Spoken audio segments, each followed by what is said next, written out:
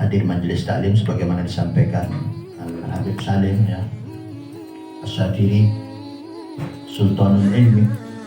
Dia mendapatkan julukan Sultanul Ulama atau Sultanul Ilmi, mengatakan hadir majelis taklim, paham gak paham, dapat pahala lebih afdal daripada sholat sunnah, takziah, iyadatul mari dan lain sebagainya. Walaupun tidak paham, apalagi paham, apalagi terus mengamalkan ya.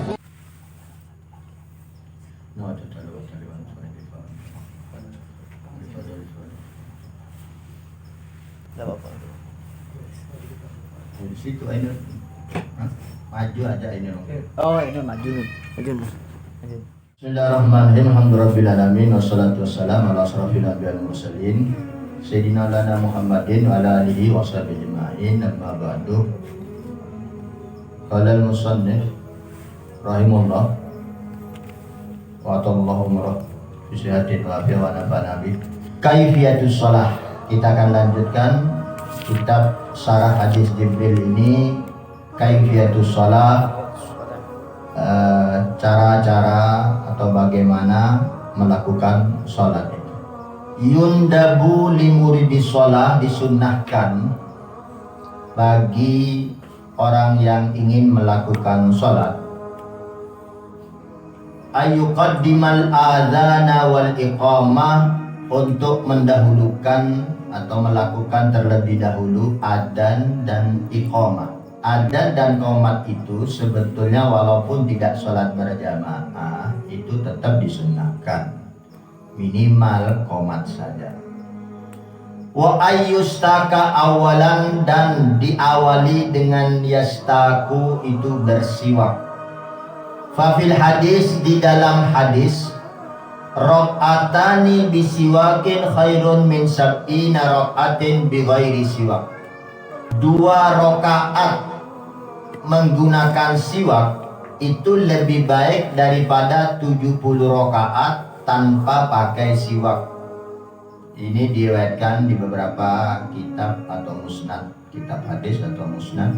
Jadi dari hadis ini kita tahu kalau sholat pakai siwak dengan tidak pakai siwak itu berkali-kali lipat. Jadi bisa dikatakan 35 kali lipat, karena 2 rakaat itu lebih baik dari 70 rakaat tanpa siwak. Jadi 1 kali sholat 2 rakaat lebih baik daripada sholat 35 kali tanpa siwak. Jadi itu siwak apa saja, yang penting niat pakai siwak, entah kayu, entah bahan lainnya. Kalau yang afdol kayunya kayu arok, itu yang paling afdol, yang banyak manfaatnya untuk kesehatan gusi, gigi, tenggorokan dan lain sebagainya. Tapi siwak apa saja yang penting niat siwak, yaitu sudah lebih afdol. Intinya untuk membersihkan sisa-sisa makanan di gigi dan menghilangkan aroma tidak enak di mulut. Karena malaikat dan Allah Subhanahu wa taala itu sangat dekat dengan kita saat sholat, dan Allah dan malaikat tidak suka dengan bau-bau yang aroma tidak baik. Kemudian malaikat paling membenci melihat orang sholat yang ada sisa-sisa makanan di gigi. Nah, makanya perlu kumur-kumur, perlu siwak. Kumur-kumur sih pasti dilakukan saat mau wudhu. Tapi kalau sedang punya wudhu dan tidak akan sholat, tidak akan wudhu lagi karena belum batal, tapi dia sudah makan jajan atau minum teh dan kopi, itu sebaiknya kumur-kumur saat sholat agar tidak ada rasa atau sesuatu yang ditelan.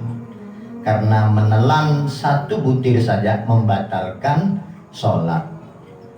Dan supaya juga dengan siwak itu gigi kita bersih, wangi mulut kita, dan tidak ada sisa makanan di gigi, sehingga Allah SWT suka dan para malaikat suka.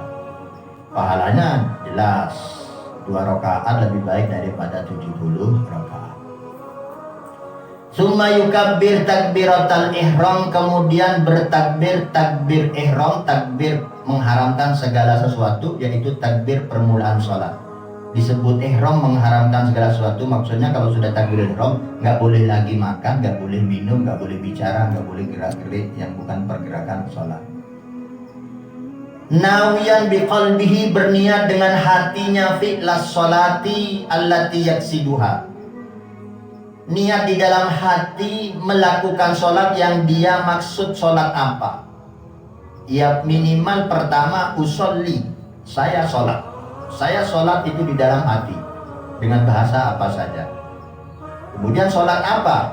Itu harus saya sholat duhur fardu, saya niat sholat asar fardu, saya niat sholat. Itu yang penting. Bagi makmum ya harus ada tambahan makmumnya. Bagi imam enggak harus ada imamnya. Cuman kalau dia enggak ada imaman, dia enggak dapat pahala jamaah imam. Kalau dia sholat sendirian lalu tahu-tahu ada yang berjamaah di belakang, kalau dia tahu ya langsung berubah saat itu juga dalam hati, saya sekarang imam dan dapat jamaah. Kalau sholat Jumat imamnya wajib imaman. Kalau enggak bilang imaman tidak sah sholatnya, karena Jumat wajib berjamaah. Sedangkan duhur, asar dan lainnya tidak fardu yang membuat tidak sah. Memang harus berjamaah itu lebih afdol. Tapi andai kata ada jamaah sah. Tapi kalau Jumat nggak berjamaah nggak sah. Makmumnya 100, imamnya nggak bilang imaman, ya nggak sah. Itu Jumat berat. Imam jangan sampai lupa. Rafi'an yadahi hadwa mangkibaihi, mengangkat kedua tangannya yang sekiranya sejajar dengan kedua bahunya. Ada dua hadis. Sejajar dengan bahu itu berarti di atas, karena ada hadis lagi yang menyatakan bahwa jari ini lurus dengan telinga. Tapi ada orang sholat begini, mungkin dia hanya baca hadis yang sejajar dengan bahu, lalu paham dia lurusnya gini, bukan di sini tapi di sini. Ya yang penting angkat kedua tangan saat takbiratul ihram. Summa yahuttuhuma tahta sodrihi, kemudian diletakkan di bawah dadanya, wa fawqa surrati, di atas pusarnya. Jadi letak tangan itu setelah takbir, saat kita berdiri membaca iftitah atau tidak, dan saat baca Fatihah dan surat atau tidak, itu kedua tangan posisi di tengah-tengah antara dada dan pusar, di bawah dada, di atas pusar. Jadi nggak boleh gini, itu di bawah pusar atau nutupi pusar, atau gini. Ada kan orang begini, yang afdal bukan begitu, tapi tidak membatalkan, tidak apa-apa. Cuman yang afdal itu di antara pusar dan dada. Qabidan bi kaffi yaminihi, dengan menggenggam dengan tangan kanannya, ku ayasari, pergelangan tangan kirinya. Jadi posisinya begini. Di dalam syarah sebelumnya sudah diterangkan ya. Di sini ku itu yang dipegang bali ibhamil yad ya, sini. Jadi kita pegangnya begini. Posisi tangan begini ya. Kanan di atas, memegang yang kiri. Bagaimana kalau ada orang sholat tidak begitu? Begini saja, tidak apa-apa, sah ya. Tapi jangan mengatakan kalau begini tidak sah. Syiah itu mengatakan kalau begini tidak sah sholatnya, harusnya begini. Tapi kalau ada sunni dapat pahala double kalau begini. Ajaib, kok ada ajaran bohong itu menyembunyikan kebenaran pada dapat pahala double. Ada yang tidak mau baca bismillah di mazhab Ahlussunnah wal Jamaah, tidak mengharuskan. Ada yang mengatakan ya seperti Syiah batal kalau baca amin. Kita alhamdulillah kalau baca Fatihah ya bismillah ya amin. Tapi itu kan dilakukan oleh Nabi. Lihat baca hadis, Nabi ada yang mengeraskan baca bismillahnya. Dan Nabi juga berkata, siapa yang baca amin bersama dengan aminnya malaikat, makbul. Ditanya sahabat, aminnya malaikat, Nabi aminnya imam. Berarti imam dan makmum juga harus amin semua, amin. Dan hadis-hadis yang sholat Nabi begini itu sudah ya hampir semuanya hadis begitu. Kenapa ada yang mengatakan batal kalau begitu? Padahal memang tidak rukun. Tidak rukun itu berarti tidak harus. Boleh kalian sudah kekenyangan sholat terus gini saja, bismillahirrahmanirrahim, alhamdulillah, tidak apa-apa ya. Tapi jangan mengatakan bahwa yang begini itu batal. Ahli sunnah tidak begitu. Wa yaqra'u doa al-iftitah, kemudian membaca doa iftitah, doa pembukaan. Wa afdaluhu, yang paling afdal dari doa iftitah, karena doa iftitah itu ada beberapa. Ada Allahu Akbar kabira walhamdulillah katsira ya. Ada anak-anak kita kadang-kadang diajarkan langsung kabira walhamdulillah katsira, karena Allah Akbarnya di takbiratul ihram. Padahal takbiratul ihram ya lain ya. Tapi paling afdolnya, intinya di doa iftitah itu ada doa wajjahtu wajhiya lilladzi fataras samawati wal arda hanifan musliman wa ma ana minal musyrikin. Ku hadapkan wajahku lilladzi, kepada zat fataras samawati wal arda, yang telah menciptakan langit dan bumi. Salat itu harus khusyuk. Kita tahu diterimanya salat tergantung pada khusyuk, hudurnya hati kita. Besar sedikit pahalanya salat tergantung banyak dan sedikitnya khusyuk. Semakin banyak lama khusyuknya, semakin besar pahalanya. Kalau nggak khusyuk sama sekali, nonsen alias kosong pahalanya, hanya gugurkan kewajiban. Tapi para ulama mengatakan kalau nggak bisa khusyuk dari mulai takbiratul ihram sampai salam, minimal 3 tempat harus khusyuk. Pertama, kalau baca ini wajjahtu wajhiya lilladzi, pada saat lilladzi itu harus Allah yang ada dalam pikiran dan hati kita.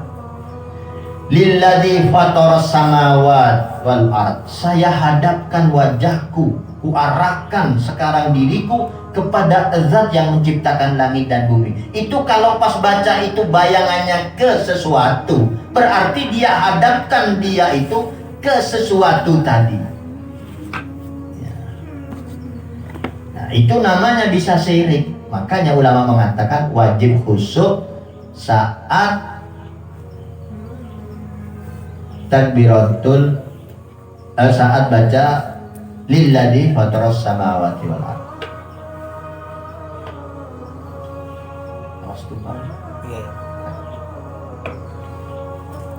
Hanifan musliman, dengan murni sebagai muslim. Wa ma'ana minal musyrikin, dan saya bukan orang yang musyrik. Inna solati wa nusuki wa mahyaya wa mamati lillahi rabbil alamin. Sungguh solatku, ibadahku, hidupku, matiku miliknya Allah, Tuhan semesta alam. Solatku untuk Allah, ibadahku untuk Allah, hidupku untuk Allah, matiku juga untuk Allah. Orang yang sudah menyatakan ini tentunya dalam kehidupannya plong, nggak ngurus apa-apa. Hidup mati untuk Allah, ibadah untuk Allah, semua untuk Allah. La syarikalah, tidak ada yang menyekutuinya. Wa bidzalika, dan dengan begitu itulah umirtu, aku diperintahkan. Wa ana minal muslimin, dan saya termasuk golongan umat Islam yang taat, sami'na wa ata'na, yang hanya menyembah Allah, tidak menyekutukannya. Nah, ini yang paling afdal dibaca di doa iftitah sebelum Fatihah. Kalau sudah kadung baca Fatihah, tidak perlu baca iftitah. Summa yata'awwadu sirron, kemudian baca ta'awud sirron dengan pelan-pelan. Sirron itu rahasia, pelan-pelan, gak perlu dikeraskan suaranya. A'udzu billahi minasyaitonir rajim, dibaca pelan-pelan. Wa yaqra'ul Fatihah, kemudian membaca Fatihah jahron fil jahriyah, dengan keras kalau memang sholat yang perlu dibaca keras, yaitu maghrib, isya, subuh. Bismillahirrahmanirrahim sampai waladhdallin, itu harus keras. Ta'awudnya pelan. Wasirran fisiriyah, dan Fatihah dibaca pelan kalau memang sholat yang sunnahnya pelan, yaitu duhur dan asar. Ma'a mura'ati hurufiha wa tasdidatiha, dengan harus menjaga huruf Fatihah dan tasdidnya Fatihah, alias gak boleh ada huruf yang gak terbaca atau salah harokat yang merubah arti, atau ada tasdid yang tidak dibaca. Itu tidak boleh, menyebabkan Fatihah tidak sah. Kalau Fatihahnya tidak sah, ya sholatnya tidak sah. Wa yaqulu akibaha, dan setelah membaca Fatihah hendaknya membaca amin. Baca amin. Istajib lana, kabulkan.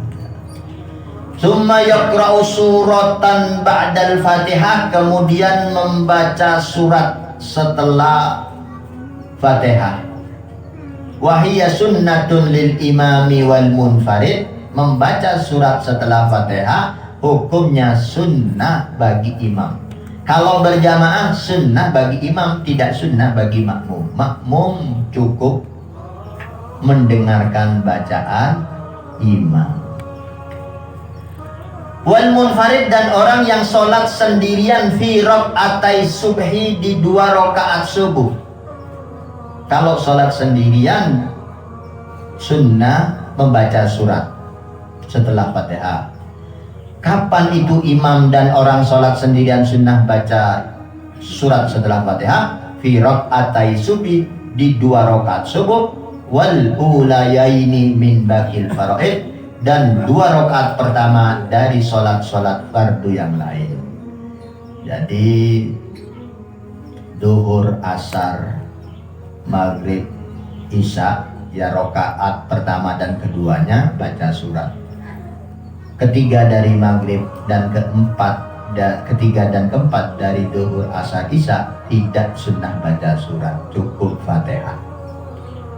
Wa ammal ma'mum, adapun makmum fala yazidu alal Fatihah, tidak boleh menambah dari Fatihah, cukup Fatihah, kemudian mendengarkan bacaan suratnya imam. In sami'a, jika dia mendengar qiraatal imam, bacanya imam.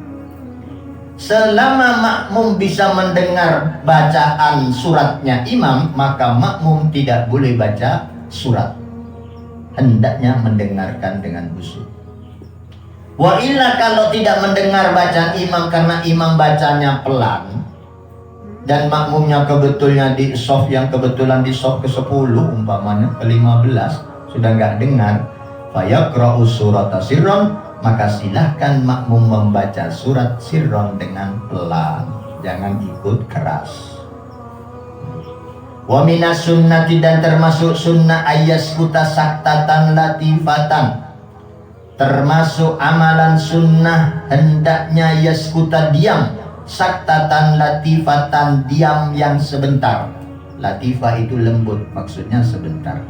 Baina akhiril Fatihah wa amin, antara akhir Fatihah yaitu waladdallin wa amin, dan bacaan amin jangan disambung waladdallin amin, jangan. Waladdallin berhenti sebentar baru amin. Dan makmum jangan tergesa-gesa, hendaknya dia baca tunggu aminnya imam, karena aminnya imam itu yang bersamaan dengan aminnya malaikat, yang kata Nabi, orang yang beramin barengan dengan aminnya malaikat maka makbul doanya. Kemudian ada sunnah saktah latifah juga, baina amin was surah, antara baca amin dan baca surat. Antara amin kemudian bismillahirrahmanirrahim baca surat juga harus ada saktah, jangan digandeng. Wa baina akhir surah wa ruku, dan di antara surat dan ruku itu juga perlu saktah. Dan manfaatnya saktah ini, ya di samping agar untuk memisahkan bacaan satu dengan yang lain, untuk juga bernafas dan istirahat sejenak, juga untuk memberikan kesempatan makmum membaca Fatihah bagi makmum yang baca Fatihahnya setelah bacaan Fatihahnya imam. Dengan imam berhenti sebentar, ada kesempatan makmum baca Fatihah. Jadi tidak akan nabrak ke ruku, karena imamnya ada saktah antara amin dan baca surat, antara selesainya surat dan ruku. Nah, itu jadi makmumnya bisa tenang, karena ada makmum itu yang bacaannya pelan, orang sudah sepuh, umpamanya baca Fatihahnya repot, sedangkan imamnya anak muda yang hafal ngebut. Ya, jadi otomatis kadang-kadang makmum bisa terlambat. Summa yahwi ila ruku' mukabbiran rafi'an yadai ka ihrami. Kemudian menundukkan badannya menuju ruku', mukabbiran dengan bertakbir, rafi'an yadai dengan mengangkat kedua tangannya, ka ihrami sebagaimana tadi waktu ihram. Ngangkat kedua tangan yang sejajar dengan bahunya. Fayadau kaffaihi ala rukbataihi, kemudian meletakkan telapak tangannya pada kedua lututnya. Ma'at tafriqi asabihi, dengan merenggangkan jari-jarinya. Jadi jari tangannya begini waktu megang lututnya, bukan begini, bukan begini. Jadi wa yujafir rajulu mirfaqaihi an jambaihi, dan bagi orang laki yujafi merenggangkan mirfaqai, kedua sikunya direnggangkan dari mana? Anjan bayi, dari tubuhnya. Jadi agak jauh gini ya waktu ruku. Kalau orang laki, kalau perempuan ditempelkan. Wa yusawwi dhahrahu wa unuqahu wa ra'sahu. Yang sempurna ruku itu yusawi, meratakan, dhahrahu punggungnya, wa unuqahu dan lehernya, wa ra'sahu dan kepalanya. Ya berusaha semaksimal mungkin diperkirakan, karena kan kita nggak tahu ya, nggak tahu secara pasti. Diperkirakan saja bahwa pinggang, punggung, leher, kepala rata lurus. Kalau ingin latihan sebelum sholat, bisa latihan suruh lihat ke orang lain, kemudian diingat-ingat ya. Kalau gini, posisi tangan saya gini ini gimana? Sudah lurus apa masih lebih tinggi kepala daripada punggung? Oh kurang, turunkan sedikit. Kalau terlalu turun, kadang-kadang ada yang terlalu turun itu juga tidak baik, kepala di bawah punggung, tidak. Usahakan lurus. Kalau sudah berkali-kali dicoba dengan dilihat orang, sudah dia bisa memperkirakan, oh di sini kak posisi saya yang lurus. Karena setiap orang pasti beda. Nah itu silahkan nanti dalam sholat sudah diperkirakan sendiri posisi saya yang lurus semacam ini. Kalau tidak pernah dicoba begitu, ya tidak akan bisa sesempurna itu. Tapi ini tidak harus begitu ya. Jadi maksudnya bukan membatalkan sholat, tapi yang afdal harus begitu. Hanya maksudnya sebisa-bisanya, agak perlu terus dipegang-pegang, diukur-ukur ya. Namanya orang sholat kan tidak bisa gerak, tidak bisa nanya saya sudah lurus apa enggak ya. Tapi diusahakan lurus, itu yang afdal. Wa yansibu saqaihi, dan menegakkan, tegak meluruskan kedua betisnya. Ada orang ruku itu agak nekuk lutut, itu tidak benar. Jadi mulai dari pinggang sampai ke bawah mata kaki atau ke tumit itu lurus. Ya kecuali yang udur ya, maksudnya ada sakit pinggang, sakit rematik, ya itu semaksimalnya, atau orang sepuh ya nggak bisa. Tapi kalau orang muda-muda, begitu saat ruku, ini tubuh, kepala, leher, punggung, pinggang lurus. Kemudian jadi betul-betul siku dari pinggang ke lutut ke tumit itu lurus. Jadi tidak nekuk ke depan. Kalau nekuk ke belakang nggak mungkin bisa ya. Kalau nekuk ke depan biasa itu. Kalau sudah capek-capek, lemes, males, itu berarti sholatnya orang males ya. Wa yaqulu fi ruku'ihi, dan hendaknya membaca saat ruku' subhana rabbiyal azim wa bihamdi salasan, 3 kali. Baca subhana rabbiyal azim bihamdi, maha suci Allah yang maha agung. Wa fil hadis, di dalam hadis, karena Rasulullah SAW yukfiru ayyakula fi ruki wa sujudi, memperbanyak membaca dalam ruku dan sujudnya subuhun kudusun rabbul malaikati warruh. Ini riwayat Muslim, hadis sahih, hadis ke-487 di kitab Muslim, dan juga di kitab Abi Daud dari hadis Sayyidah Aisyah radhiyallahu anha. Nah, jadi Rasulullah kalau sholat itu dalam ruku dan sujudnya banyak-banyak membaca subuhun kudusun rabbul malaikati warruh, maha suci, maha kudus, maha suci ya. Rabbul malaikat, Tuhannya para malaikat, warruh, dan malaikat Jibril. tidak terbatas hitungannya. Jadi kalau sholat sendirian atau makmumnya itu mahsur, istri, anak atau santri, nggak apa-apa. Seperti Nabi mengimami membaca surat Al-Maidah, An-Nisa, ya, terus ruku sujudnya ratusan kali, baca tasbihnya, itu nggak apa-apa, bagus. Apalagi sholat sendirian. Ini Nabi Sayyidah Aisyah yang meriwayatkan, berarti sholat di rumah ini, bukan sholat fardu yang berjamaah di masjid. Mungkin tahajudnya beliau tahajudkan sampai pagi, sampai bengkak kakinya ya. Jadi ruku sujudnya itu lama. Juga dalam hadis lain yang kita pernah baca dalam kitab Adhkar lil Imam Nawawi, kan ada bacaan-bacaan yang panjang, bahkan di situ ada istighfarnya, ada Rabbi firlinya yang diulang-ulang ya. Itu akan menambah kekhusyuan dan menambah manfaat zahir dan batin, jasmaniyahnya juga akan sehat ya. Jadi lama bagus. Tapi kalau berjamaah di masjid dan musola umum ya nggak boleh panjang-panjang. Kita juga pernah baca hadis bagaimana sahabat Mu'adz bin Jabal dipanggil karena terlalu panjang ngimamin, dianggap atakuna fattanan, maukah kau ingin menjadi fattan, penghalang ya.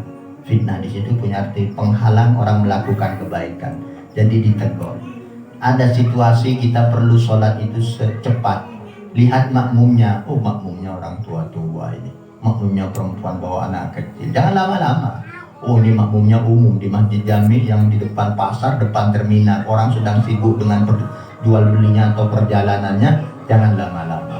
Tapi kalau dengan istri, dengan anak di rumah, dengan santri yang memang di pondok pesantren yang nggak mau kemana-mana, nggak apa-apa lama ya.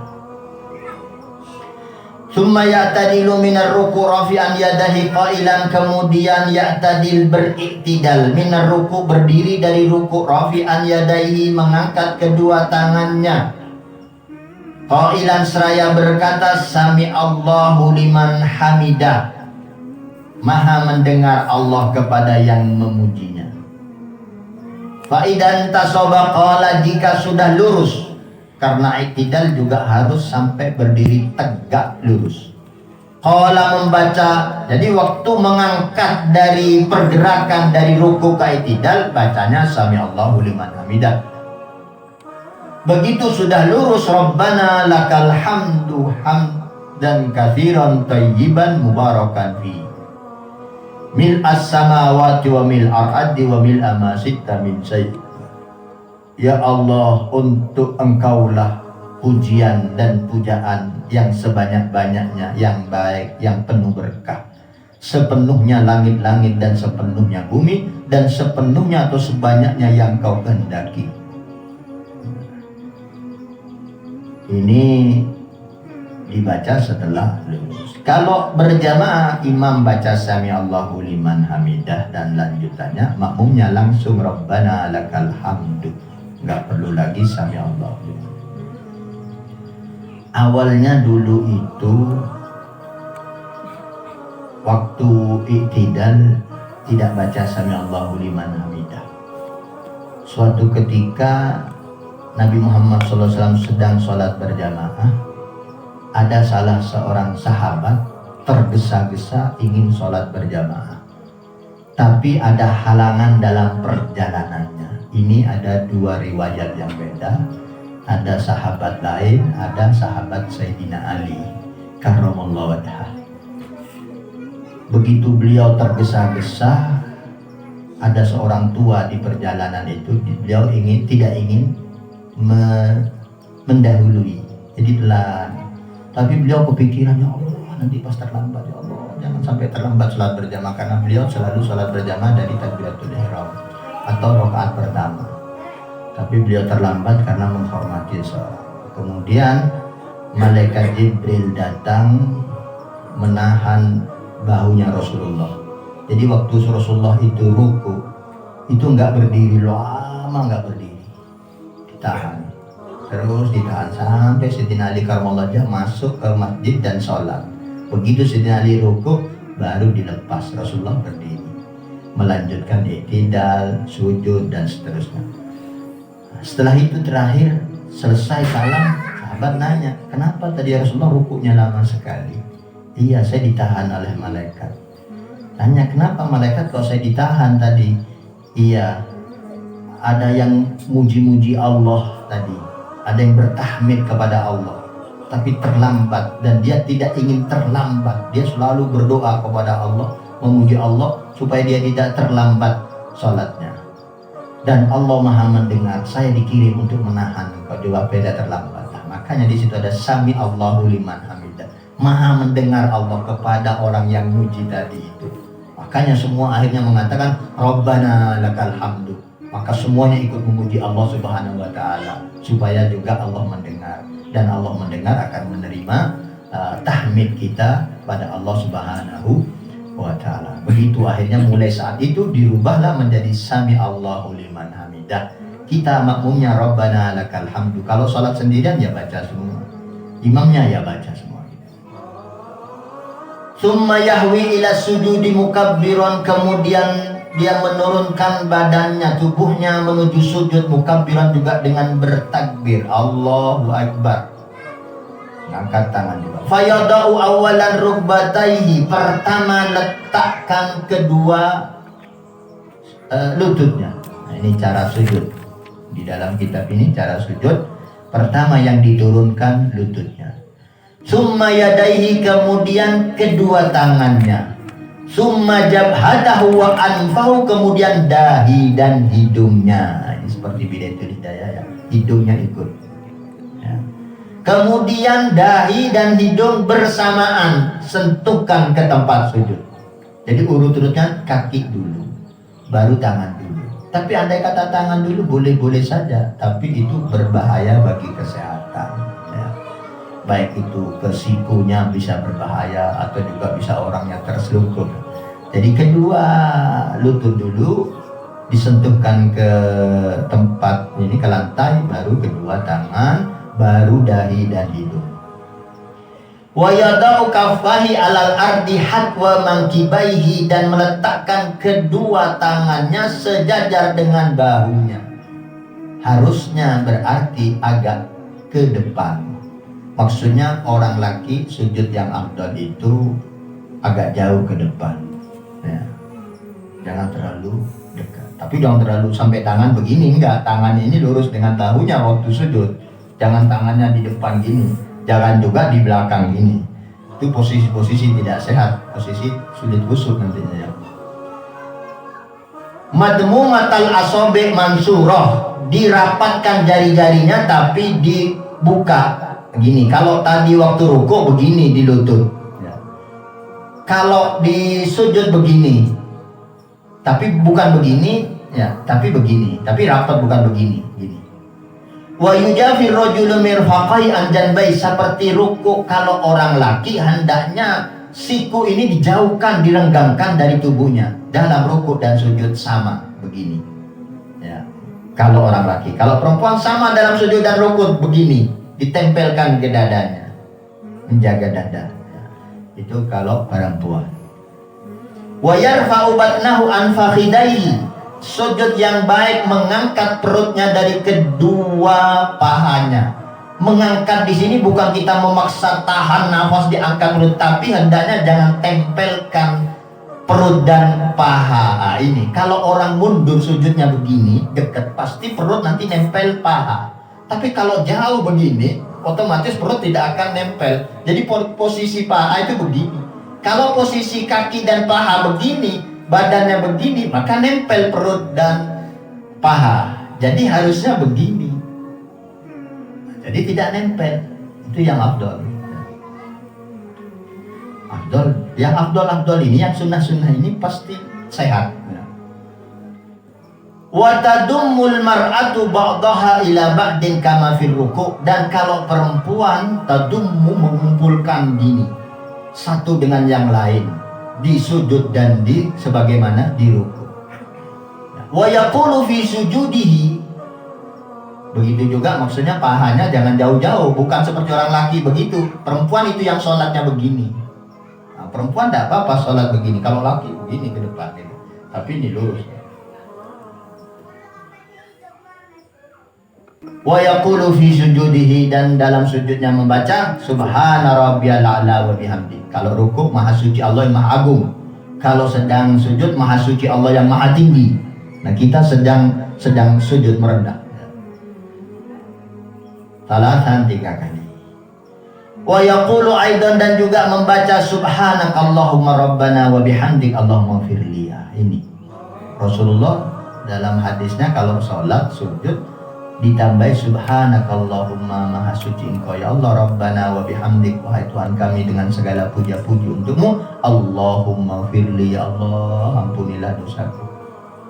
Lebih baik lagi kalau ditambah rabbi firli wali walidayya, tidak membatalkan sholat, justru afdol kita mendoakan kedua orang tua di dalam sholat dan di luar sholat.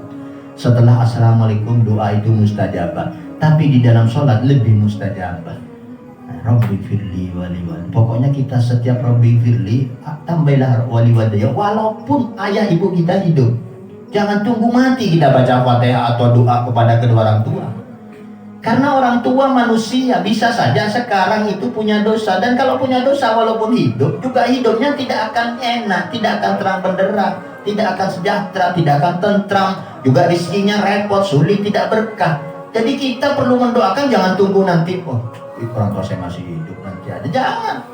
Sekarang doakan terus biar mereka juga diampuni dosanya, sehingga semua kehidupannya menjadi nyaman, tenang, dan berkahnya juga untuk kita. Nah, gitu. Jadi Rabbi firli wali, apalagi sudah meninggal. Kalau hidup pun diampuni dosanya kan enak gitu. Apalagi meninggal harus sering-sering membaca doa, bukan hanya setelah sholat tapi di dalam sholat.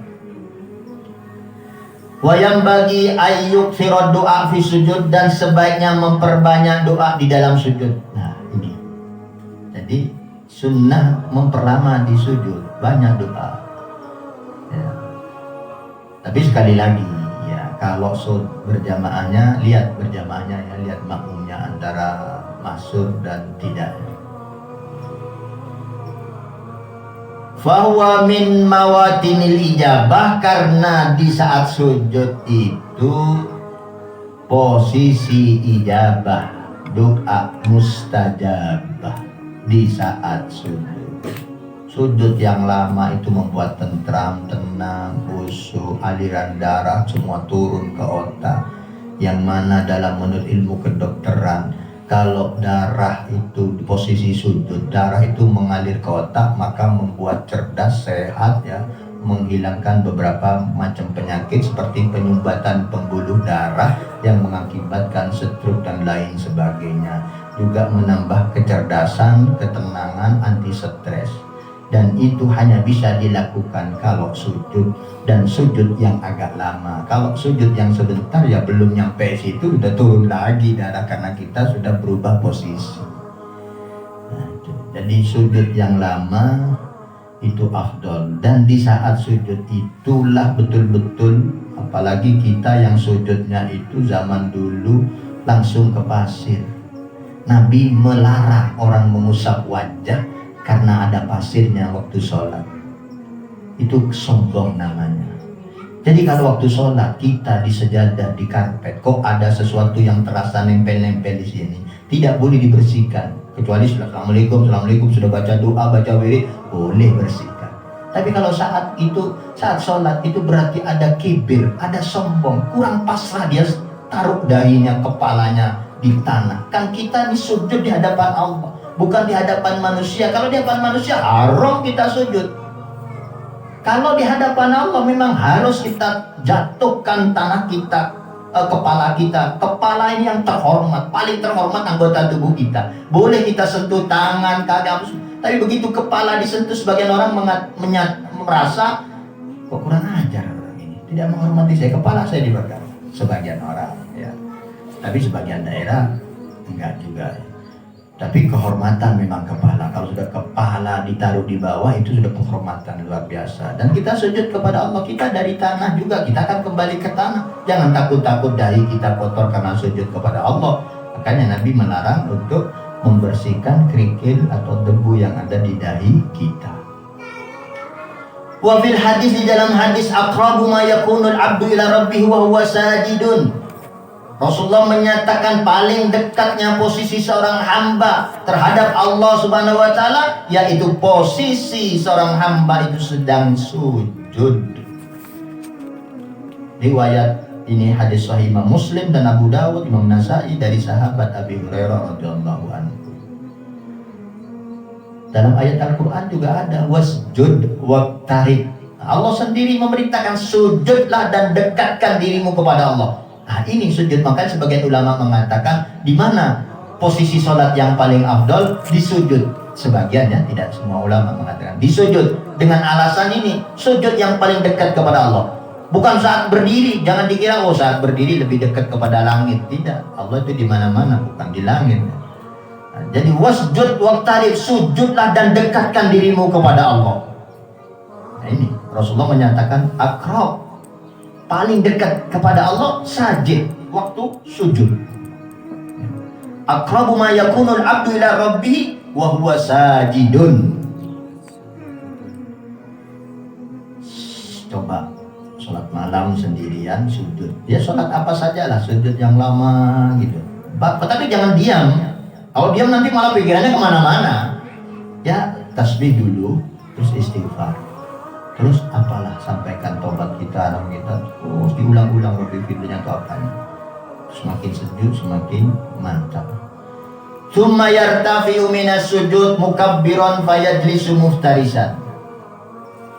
Tapi kalau anak-anak pondok yang masih muda, sebelum subuh sujudnya lama, biasanya terus tertidur, itu bahaya ya. Jangan lama-lama sujudnya, takut tertidur gak bangun-bangun lagi.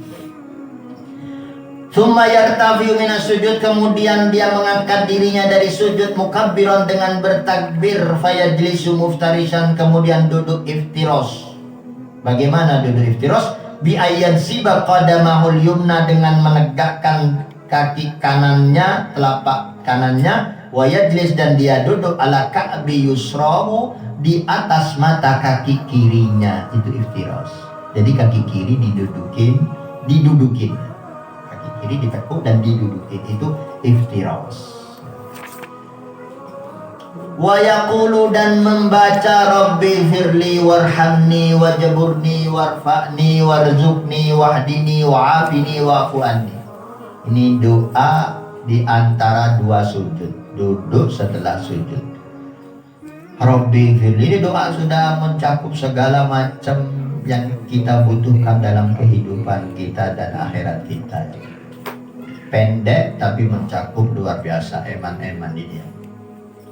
Rabbi firli, ya Allah ampunilah dosaku, itu paling penting.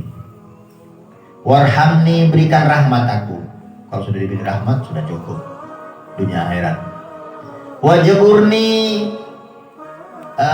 tutupilah kekuranganku, kekurangan dalam ibadah, kekurangan dalam mungkin ada maksiat, mungkin kurang ibadah, mungkin kurang rizki, mungkin kurang betul akhlaknya, mungkin ada kurang-kurang lah, mungkin sumpah hidupnya, ruwet hidupnya, itu masuk semua ke wajburni.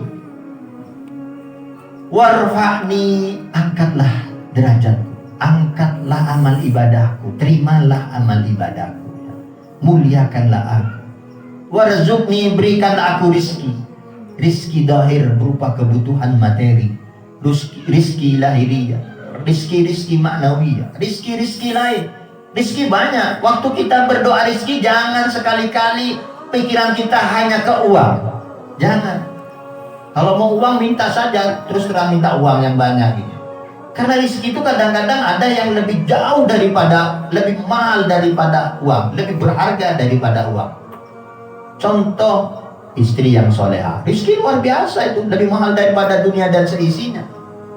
Anak yang soleh dan soleha, sehat walafiat, rizki luar biasa tuh. Punya uang 10 juta, sakit zaman sekarang 5 hari, kurang 5 hari di rumah sakit, kurang uang segitu. Sehat itu sudah luar biasa. Cuman orang kadang-kadang gak nganggap rizki. Bahkan kata ulama, teman yang baik, teman yang soleh, itu rizki luar biasa. Karena dia kalau masuk surga, dia bisa akan tarik kita ke surga. Atau kita di dunia juga dapat manfaat dari teman yang soleh. Teman yang soleh itu rizki. Anak yang soleh rizki, istri yang soleh rizki, suami yang soleh rizki.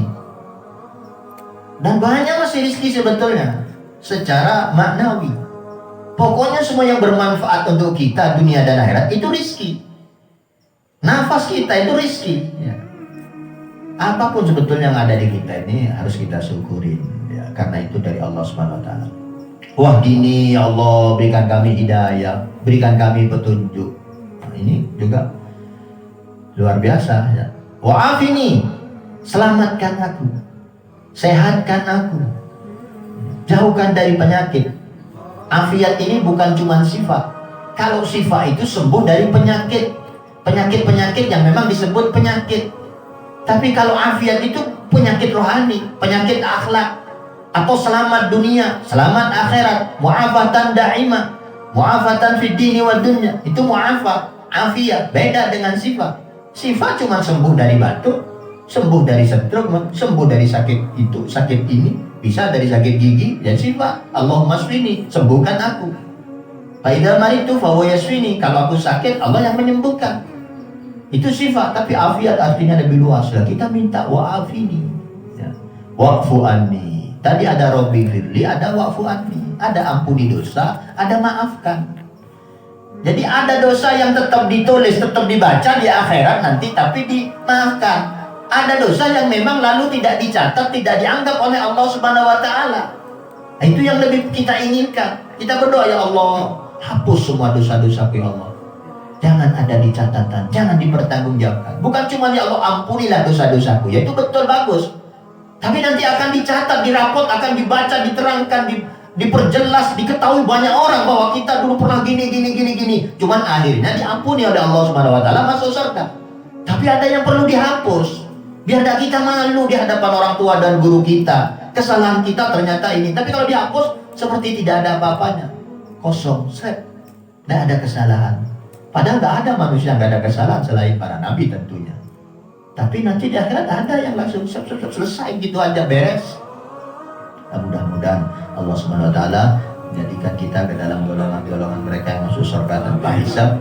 Dan mudah-mudahan doa-doa kita dalam sholat ini dikabulkan, dan mudah-mudahan yang perlu kita baca doa terus sebagaimana dalam setelah sholat itu, Allahumma inna ala dzikrik wa syukrik wa husni ibadatik. Itu perlu diulang-ulang. Ya Allah, berikan ke aku kekuatan, bantulah aku ya Allah, berikan kekuatan untuk bersyukur, untuk memperbagus ibadah, untuk berzikir, untuk bersyukur, memperbagus ibadah.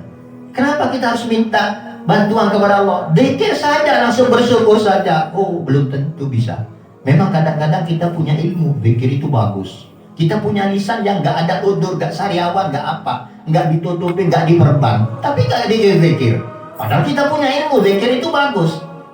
Bersyukur itu bagus. Kalau bersyukur nikmatnya ditambah, mensyukuri kesehatan, sehatnya ditambah, mensyukuri rizki, rizkinya ditambah, kemudian dikasih pahala. Kalau kufur, dicabut nikmatnya, dikasih sanksi, siksaan, ancaman. Inna adzabi lasyadid, sungguh siksaku. Memang Allah tidak mengatakan siapa yang kufur akan kusiksa, enggak mengatakan itu. Tapi siapa yang kufur, ketahuilah sesungguhnya siksaanku pedih. Nah, ini ancaman lebih berat lagi daripada aku siksa. Tapi kan kita kadang-kadang nggak bisa bersyukur. Begitu juga ibadah. Ibadah sekedar-kedarnya, makanya kita minta husni ibadati, berikan bantuan kekuatan untuk beribadah dengan baik. Jangan asal-asalan ibadah, asal-asalan sholat nanti juga yang tidak dapat pahala. Jadi itu minta kepada Allah, karena taufik hanya dari Allah. Orang ditakdirkan bersolawat, berzikir, hadir majelis taklim semacam ini hanya takdir Allah untuk orang-orang yang baik. Jadi Allah sudah menyatakan melalui Nabi Muhammad SAW, tidak haballah abdan yufaqihu fiddin. Tidak aradallah khair. Gimana hadisnya? Ma yuridillah bihi khairan yufaqihu fiddin. Orang yang dikehendaki menjadi orang baik atau mendapatkan segala macam kebaikan, nanti akan dipintarkan dalam ilmu agama. Itu termasuk salah satunya ya. Jadi mau bersolawat, mau berzikir, mau taklim, mau itu, kalau bukan yang ditakdirkan dikehendakin Allah, nggak bisa berzikir, nggak bisa bersolawat, walaupun ngerti, paham ilmunya banyak, tahu. Nah, itu makanya mudah-mudahan kita berdoa kepada Allah, ya Allah mudah-mudahan kita bisa berzikir, bisa bersyukur, bisa beribadah dengan baik, bisa dan dikabulkan semua doa-doa kita, amin Allahumma amin. Summa yasjudu tsaniyan, kemudian sujud kedua kalinya kal awal sebagaimana sujud pertama. Fa idza tafa minhu, kalau sudah selesai sujud jalasa muftarisan, duduk iftiros lil istirahat, untuk istirahat. Jadi sunnah duduk istirahat di rokaat pertama dan ketiga bagi yang rokaatnya 4. Jadi duhur, asar, isya itu rokaat ketiga juga perlu istirahat sebentar. Jadi dari sujud itu duduk sebentar baru naik ke atas, bukan langsung dari sujud langsung naik ke atas. Kalau bagaimana cara takbirnya itu dalam kitab yang dulu kita baca di majelis ini, kitab Adhkar Nawawi, ada 3 pendapat. Ada yang mengatakan Allahu Akbarnya dari sujud sampai duduk istirahat, ada yang mengatakan dari istirahat ke berdiri tegak. Tapi ada yang pendapat yang paling afdal dan paling baik adalah saat naik ngangkat dari sujud sampai ke atas takbirnya nyambung, supaya tidak ada detik-detik saat-saat tidak berzikir. Jadi kalau nunggu istirahat ke atas, berarti tadi dari sujud ke istirahat ke duduk tidak ada zikir. Apalagi kalau zikirnya dari waktu mengangkat berdiri dari sujud mau ke duduk, nanti makmumnya malah terlampau sudah naik ke atas semua, dua imamnya masih duduk istirahat. Nah, jadi yang paling afdol ya yang dari sujud sampai ke atas. Jadi Allahu Akbar lama. Dan makmum itu dalam setiap pergerakan apapun jangan bergerak, jangan bertakbir sebelum betul-betul imam selesai Allahu Akbar, biar rapi dan bagus. Begitu juga kalau dari ruku ke i'tidal, jangan ngangkat badannya sebelum imam selesai sami Allahu liman hamidah baru. Itu rapi. Sebetulnya begitu cara sholat yang benar itu. Jadi dalam semua gerakan itu biarkan imam selesai baru. Jangan barengan atau akhirnya makmum ini tidak teratur. Ada yang sudah berdiri, ada yang bergerak, ada yang rukuk, ada yang sujud, ada yang apa, kurang rapi. Itu biasanya di masjid-masjid kita, di masjid-masjid selain organisasi kita biasanya rapi gitu. Terus kita curiga dan cemburu, jangan. Oh itu berarti bukan aliran kita. Jangan, yang sunnah yang betul begitu. Sekarang kan ada juga orang begitu setelah khutbah atau mau sholat, itu ada yang protes. Ya Allah, ini padahal memang tugasnya imam begitu, justru makruh. Kalau selesai khutbah langsung Allahu Akbar, atau setelah qomat langsung Allah, itu justru makruh. Yang betul itu imam memang Rasulullah itu melihat dulu ke makmum. Bahkan dalam salah satu hadis Rasulullah itu jalan ke satunya diginikan sama tangannya, kurang rapat, kurang lurus. Begitu, baru ke mihrab, baru Allahu Akbar. Sekarang memang kita banyak imam yang sudah mengikuti sunnah, yaitu ikut membaca atau mengatakan seperti instruksi Nabi. Sufufakum fa'inna taswati sufuh min iqamatis salah, atau dalam riwayat sufufakum fa'inna taswati sufuh min tamamis salah. Itu Imam Bukhari dan Imam Muslim beda, satunya tamam, satunya iqamah, tapi sama, kesempurnaan salat, lurus dan rapat. Itu tugasnya imam ya. Tapi kadang-kadang gitu, wah ini kayaknya aliran lain. Begitu kok aliran lain, ini aliran yang sunnah ya. Sunnah begitu juga. Nah, itu pergerakan yang rapi dalam berjamaah ya.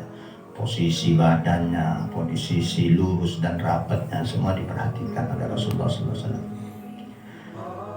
Tsumma yaqumu mu'tamidan ala yadayhi mukabbiran. Kemudian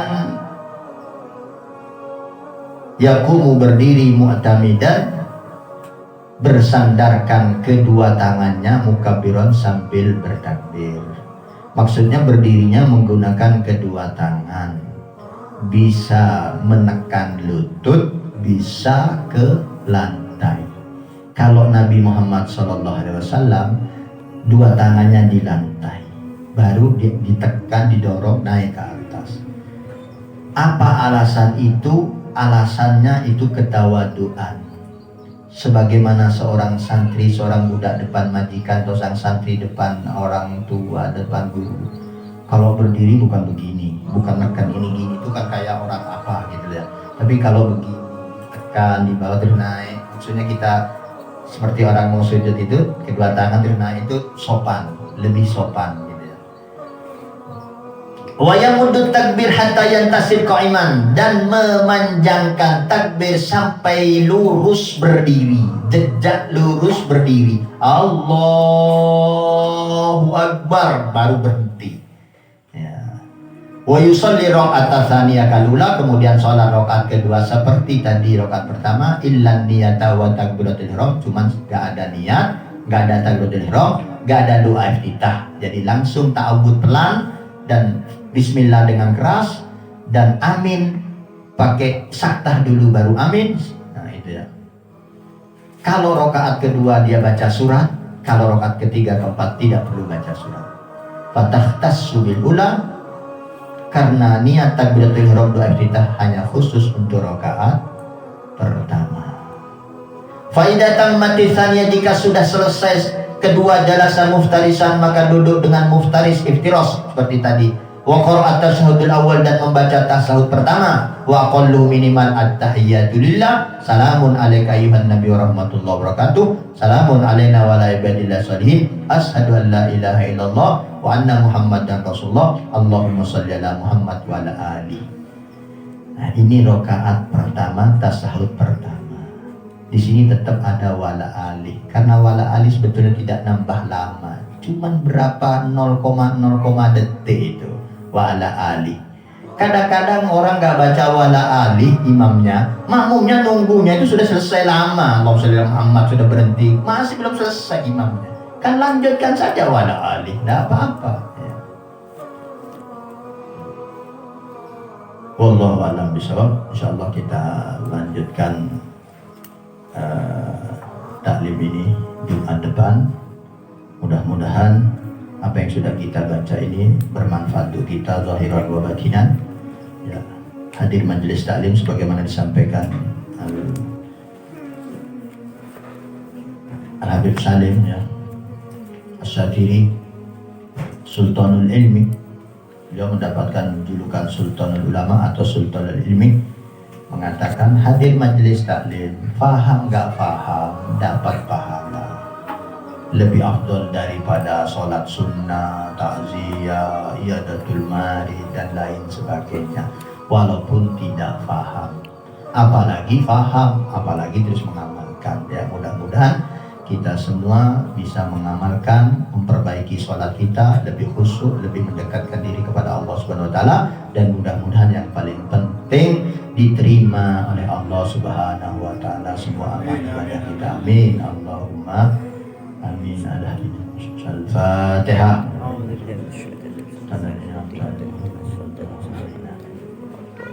Pengumuman Jumat depan ya, Jumat depan sebagaimana rutinan kita setiap awal Jumat di bulan Rabiul Awal itu kita adakan maulidan di majelis ini. Jadi dalam rangka memperingati kelahiran Nabi Muhammad SAW dan milad majelis taklim ini. Insya Allah mungkin milad yang ke-10 kalau nggak salah ya. Karena majelis taklim ini mulai dari Rumah Ganjar dulu sudah hatam beberapa kitab. Mudah-mudahan Allah melanggengkan, mengistiqomah kita semua untuk sanggup tabungan investasi kita kelak di akhirat, kebahagiaan kita, keselamatan kita, masuk surga tanpa hisab. Amin. Allahumma amin. Jadi sekali lagi mohon kehadirannya antum sekalian Jumat depan ya, kita sebagaimana biasa baca kitab ini sebentar, kemudian baca Fatihah kepada para almarhum dari para jamaah. Jadi kita ada yang jamaah yang rutin hadir tapi sudah wafat seperti Kiai Haji Puturejo, Kiai Haji Ghazali, kemudian ada di depan rumah kita Pak Sudi, kemudian sebelah sana Kiai Haji Abdul Aziz, kemudian ada Kiai Haji ada Pak Subairi dari Butat, kemudian ada Miri dari Ganjar Utara, dan ada beberapa yang sudah wafat mendahulu kita yang aktif di majelis ini, besok kita bacain Fatihah ya. Jadi baca kitab, baca Fatihah kepada para almarhum, kemudian baca salawat maulid ringkas sebagaimana biasa. Jadi mudah-mudahan gak ada halangan Jumat depan, karena kalau Jumat sekarang belum Rabiul Awal ya, masih besok lusa. Jadi Jumat depan itu tanggal 6 Rabiul Awal kita maulidan di tempat ini. Demikian pengumuman ini yang kami sampaikan. Mudah-mudahan semua amal kita diterima oleh Allah SWT dan disampaikan kepada para almarhum almarhumah ya, khususnya kalau hari ini kepada ibunda, nenek, mbah Khairiyah ya, dan keluarganya, dan semua orang tua kita, keluarga kita. Mudah-mudahan amal-amal kita disampaikan kepada mereka sehingga mereka mendapatkan kiriman kenikmatan yang sangat besar dari berkah amal kita, ibadah kita, dan apa yang sudah kita lakukan semua. Juga untuk guru-guru kita, orang-orang tua kita semuanya. Ada hadinya kamana sallallahu Al-Fatihah. Billahi Bismillahirrahmanirrahim. Maliki yaumiddin. Ya kalam dia kana siratan siratan ladina an'amta alaihim.